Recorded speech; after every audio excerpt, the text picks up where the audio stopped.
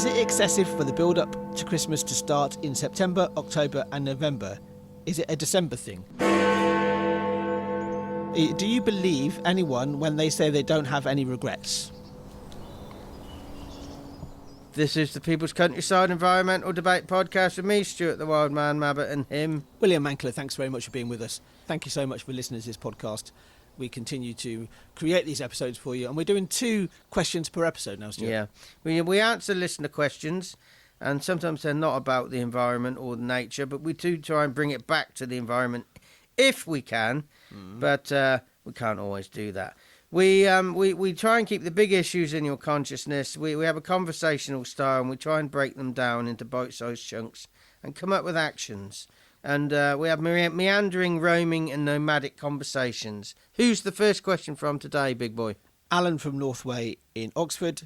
And the second one? Heather from Ablington. She's back. She's from Wiltshire in England. Wiltshire in England. I think nice short question, these. I think there's an Ablington up in Cumbria as well, I believe. Probably. Yes.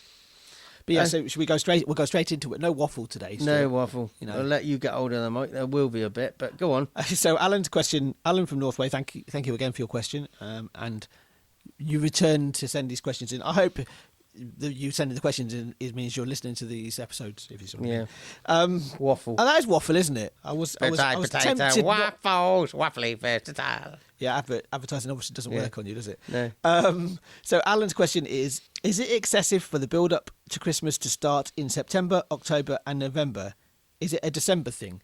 Yeah, I think it is, actually. Don't they do it because we buy it? We're involved in that process ourselves. I kind of feel it's going to sound really ridiculous, and slightly controversial, but I think it's kind of like a little bit of indoctrination as well.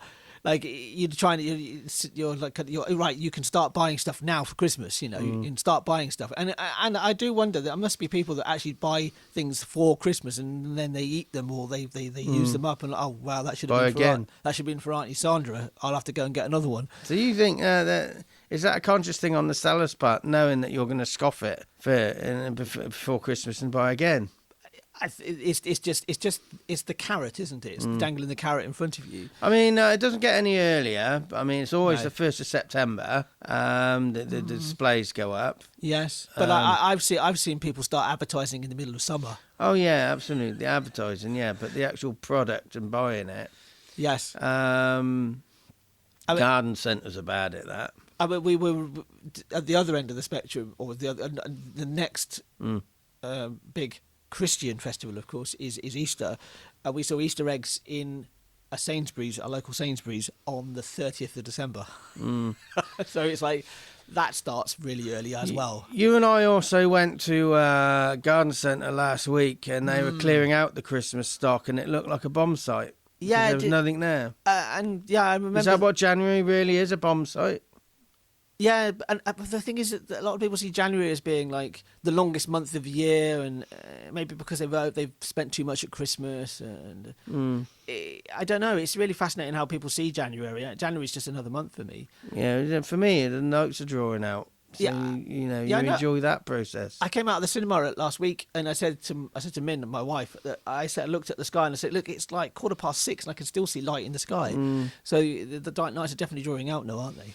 Yeah, so I think there is an element of we instigate it because we buy it as customers. It's chicken and egg, I think. You you could argue that, what choice. It's like the newspapers. They print this stuff because we want to read it.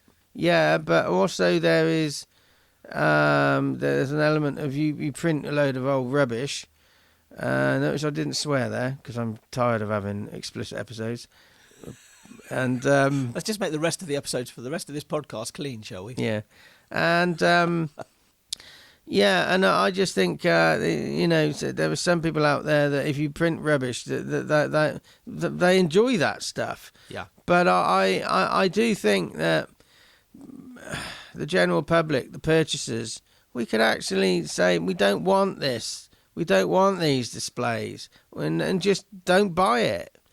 And there's a lot of crap Yeah. And I've now made it explicit. It's now explicit. Sorry, but I had to use that word because is a lot of crap sold around Christmas time. A lot of tat, a lot of stuff that just is is going to end up in the bin on Boxing Day. So it was just a waste of time and energy. I think it kind of feeds into this sort of like wanting to feel relevant in the world, or feel that you're a success. Look at what I bought for Christmas, and look at how much I've spent at Christmas, and how extravagant I've been. I can even buy this rubbish. That's how extravagant I've been. And I think it's a chicken and egg situation. That you could actually say that the retail industry is actually feeding it, but we're eating it. We're taking it up. We're lapping it up. I will not add myself to that bit, but because I don't really do Christmas shopping until December. I do some a little bit here and there, but it's more thinking about what I'm going to buy. So to answer your question, Alan from Northway, Oxford, I personally do think it is excessive, and it would feel a bit more special maybe if the whole thing was shorter. An action maybe for us to actually voice this to the people who are putting up their displays in September. I don't know. I mean, it does feel a bit excessive to me. I'm not sure of any other, because it's a religious festival. Bottom line, Christmas. In its bottom line, in the heart of it, it is. But you look at the American Thanksgiving. They're not advertising their turkeys 3 months in advance. I don't know. I'd be surprised if they don't, because America is very, very advertising heavy. They like to really push things. In a way, Christmas actually. You never really see it though.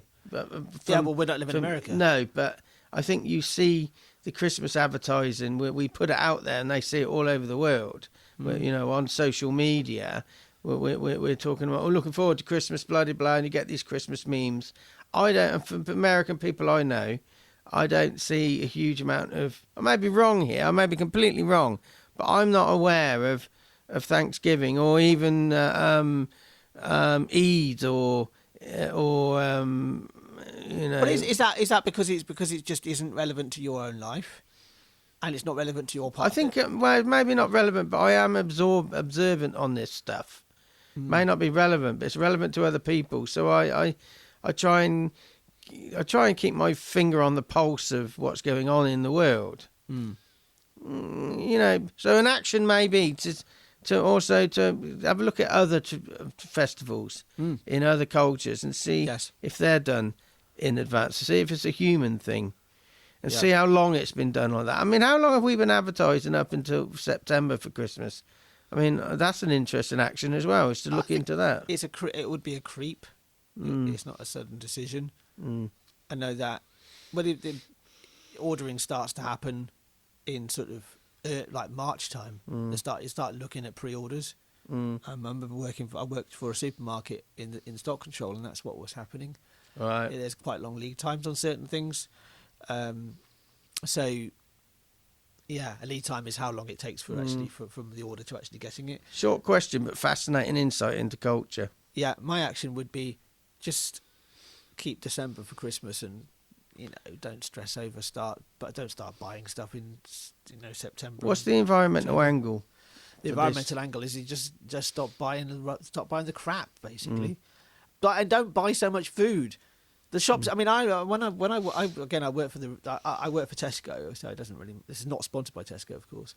But when I worked for Tesco, the shop was closed for 2 days. And my mum actually, when she was still alive, I remember her saying that the shop sometimes at Christmas time would be closed for nearly a week. And you can understand why people were kind of getting shopping in. Now though, you can get pretty much anything, pretty much 365 days of the year. You'll probably find some shop somewhere. You might have to pay a little bit more than normal that would actually sell something for you, like a pint of milk or something like that.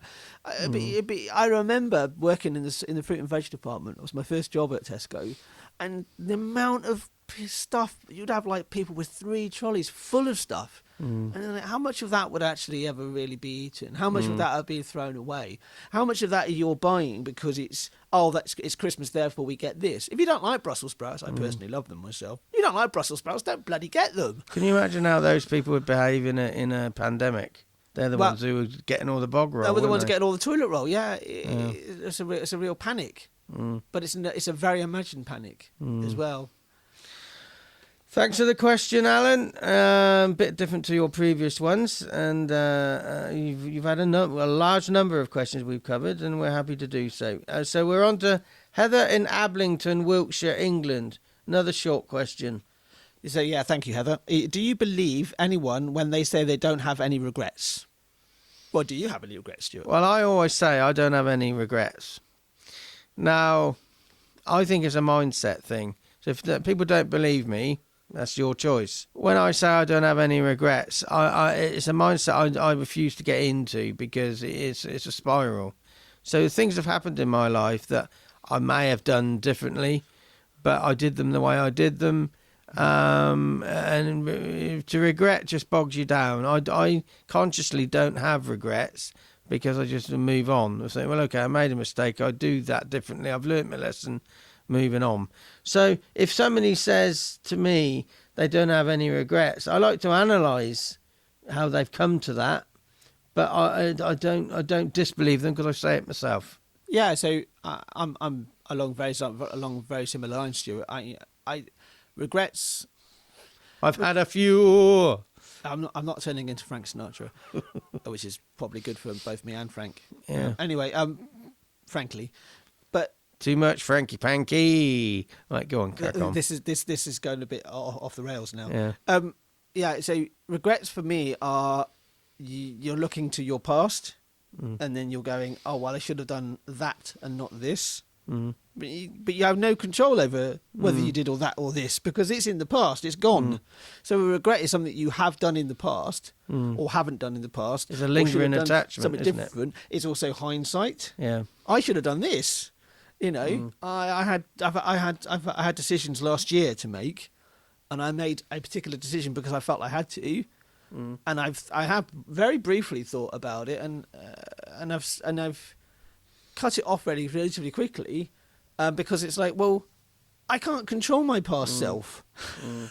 There's this question that always asks, and it's somebody I think somebody at some point was trying to be very profound with this question, and I'm sure my wife, Min, she would be like, "Oh, you overanalyze it, William." But it's this whole idea of, oh, if you could go back and tell your 18-year-old self something, what would you tell them? Or whatever it is, 16-year-old self or 20-year-old self or whatever. You know, the whole idea is like, you're actually not really talking to your 18-year-old self. You're talking to yourself. You say, what would you do now? But you're sort of like seeing yourself as this 18-year-old self. But if it was I always take it literally. And like, I wouldn't tell that 18-year-old anything because I've got no idea where that would send me. I've come to this part of my life because of the decisions that I've made. So how can I regret any decisions I've made in my past because it's led me to where I am now? I think there are some people I've met that say they don't have regrets that they do regret. They're just pretending they don't. They're not genuine about that statement. Yes. And I would always encourage people just to try and whitewash regrets out of your life, because they're not going to do you any good, really. But there are some people who say they don't have regrets that I don't believe that they don't, but that I believe that they can move on from them and genuinely say that. Do you think that regrets are just not being able to sit with bad, horrible feelings? It's also what I said just now, lingering attachment. Yeah. So yeah, exactly. Yeah, for me, it's like how many when I feel like I do feel I have regrets. I just don't linger on them, if you see what I mean. So, I should have done that. Oh, well, I didn't. Well, or I should have. I did do that. Yeah. Well, I did. You can't linger on it. Yeah. Maybe. Yeah. But it's like I think we can often feel like we want to avoid feeling these things, feeling negative. There's a lot of sort of like talk about feeling positive and having positive emotions and feeling having a positive outlook on life. And I think that drives me as nuts as having negative thoughts. Exactly, because your life is not that simple. Nobody's life is that simple. Some people's lives are really hard, really difficult. And their day-to-day life, day-to-day existence is literally a day-to-day existence. So it's just. Somebody said to me, 80% of their day is spent getting through their day. Yes, but you can't. But they don't regret the process of getting where they are. Yeah, how can I believe that? I feel. How can I regret the decisions I've made? Okay, good example. I spoke to a really good friend of mine yesterday, and I mentioned to them that. It'd been a 20-year gap since we met up again last year, and it was 20 years previous to that we actually saw each other. And it's like, how could we have allowed that to happen? 20 years. Yeah. And I said to her yesterday, well, actually, it doesn't matter. It just happened. And my friend was like, oh, it's life, isn't it? I said, yeah, it is life. Yeah, that sort of thing is very common because you just don't prioritise it. That's exactly what it is, isn't it? You just think, oh, I'll get on to that. I'll get on to it. I'll get on. That's what I say about my monthly accounts. And then suddenly my accountant slaps me on the back of the head and saying, I need your accounts. And I don't regret not doing them. You just have to get on with it, don't you? Yeah. Then you have to prioritise it. Yeah, and away you go. Yeah, I think that's the way of thinking about it. Is prioritising. Maybe that's an action for this episode. It's like, what do you need to prioritise today? What do you really need to prioritise? Yeah. Work is important because it brings the money in, it keeps a roof over your head, it keeps food on your plate. But what do you really need to prioritise today? I've got one thing I really need to do myself, and I'll give this as an action with myself. And I really need to contact one of my members of my family who reached out to me recently, and I have not done it properly.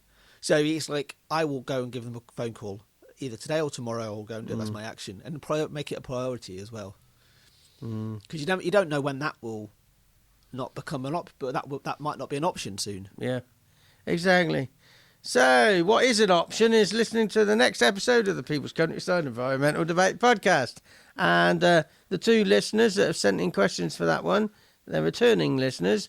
Paco from Wimbledon, anyone for tennis, and Fanaka from Kenya. And nice short questions. I'm not reading them until we press play. We just know where they're from, don't we? Yeah, and we just know where they're from. Yeah. And it's nice to have returning listeners. Also, I do know we've got a run of listeners we've not heard of before from all over the world.